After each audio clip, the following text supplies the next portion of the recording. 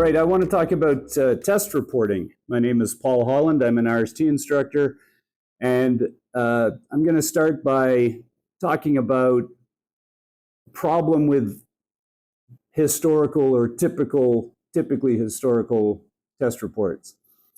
So using what I would consider traditional reporting techniques that have been used since 1990, we're going to compare two products.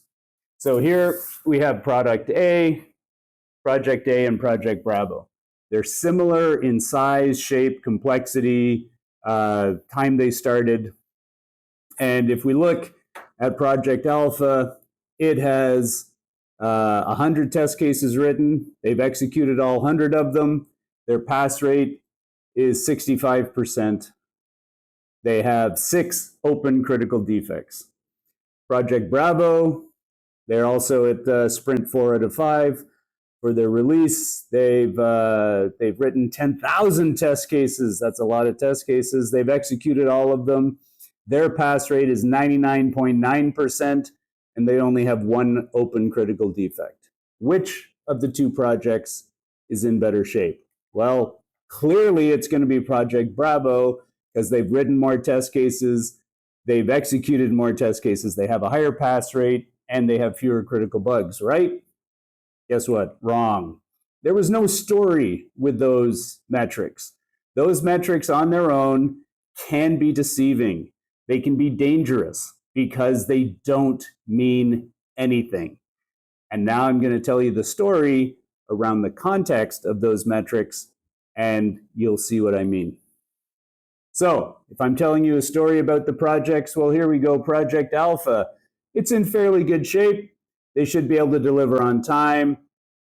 They found some critical bugs, but they have a path forward. They should all be fixed and redelivered and retested by the end of day tomorrow. Their tests are very complex tests. They test the product in a way that's meaningful, that their users are going to use it, and they do thorough end-to-end testing of the new feature in a way that the customer is going to be using the product. Project Bravo, they're in trouble. They've written a lot of tests, but the tests that they've written are very superficial. They're very simple, very tiny tests, like can I log in, that type of thing. It's not a full end-to-end test. That's why they have so many of them. They don't really exercise the product in a meaningful way that the users are going to use. And even though they only have 1 critical bug, it's a very bad bug, and they're likely going to need to re-architect the whole system, and they're going to be 4 weeks behind schedule. So when you get a story behind the project, you can see how those metrics aren't very useful and are actually quite damaging and misleading. So a good test report should have 3 stories in it. The story about the status of the product.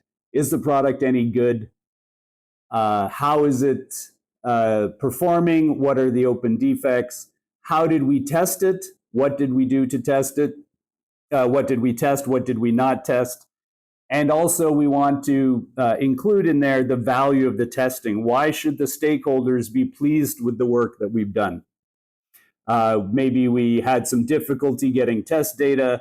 We want to explain the things that we did that justify the testing that we've done. But more importantly, we want to include actionable, meaningful information to the stakeholders. We want to show test coverage in a meaningful and easy to digest manner. I'm going to show a quick example of that. You want to include in your test report a list of the bugs, the important bugs, especially those that are deemed showstoppers. We can't go live with this bug in the product. And we also want to talk about risks that were addressed and also risks that have not yet been addressed and maybe won't be addressed. So for coverage, the way I like to show coverage is using a mind map. I call it a release coverage outline. It's based on a product coverage outline from the rapid software testing methodology.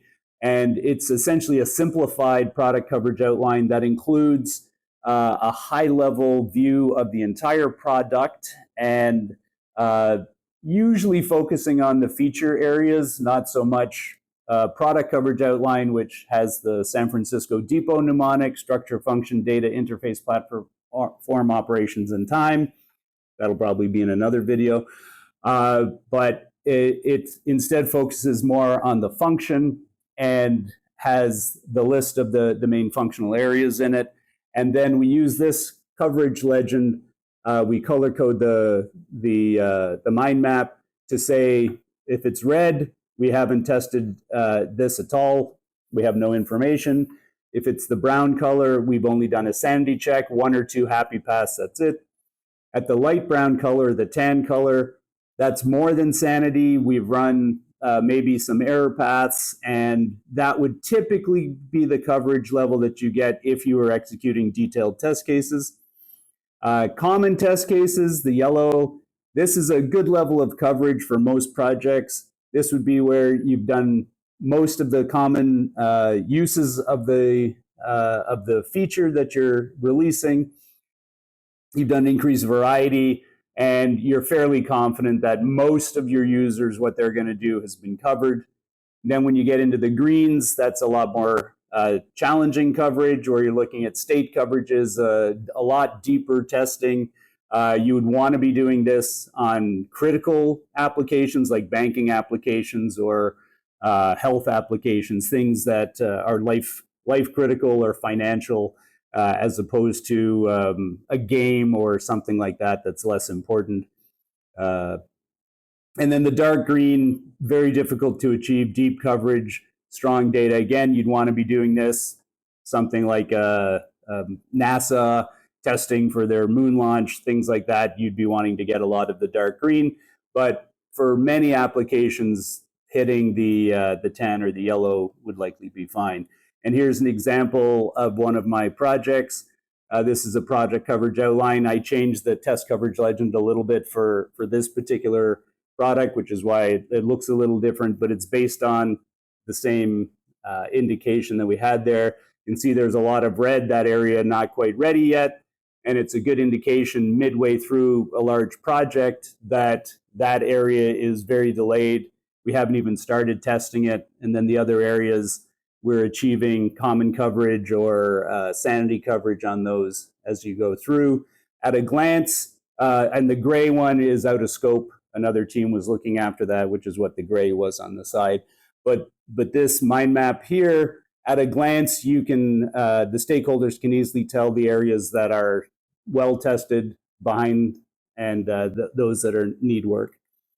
So in summary, nobody cares about the testing you did in your test report. Oh, we did 10,000 tests. It doesn't matter unless you tell them why it's important that they know that information. Thank you very much.